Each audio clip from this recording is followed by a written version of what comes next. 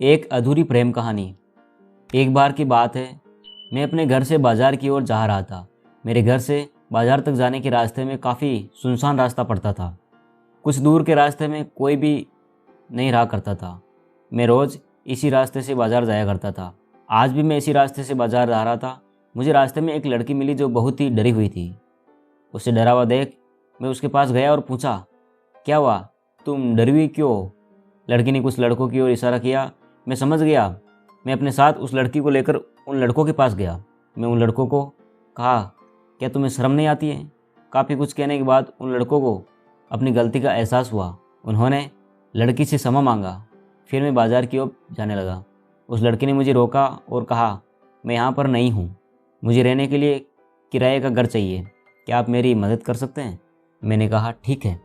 मेरे घर का एक कमरा खाली था, आप मेरे घर चलिए, अगर आपको पसंद हो तो आप उसमें रह सकती है, अगर आपको पसंद नहीं आई तो मैं आपको दूसरा घर भी दिखा सकता हूँ। अब वह लड़की और मैं घर की तरफ चल पड़े। रास्ते में कुछ बोल भी नहीं पा रहा था। मैं बोलना चाह रहा था लेकिन नहीं बोल पा रहा था। फिर उससे पूछा, आपका नाम क्या है? मैंने कहा, राकेश। और आपका नाम? उसने कहा, सुंदरी। मैंने बोला, काफ़ी अच्छा नाम है। अब तक हम घर पर आ चुके थे।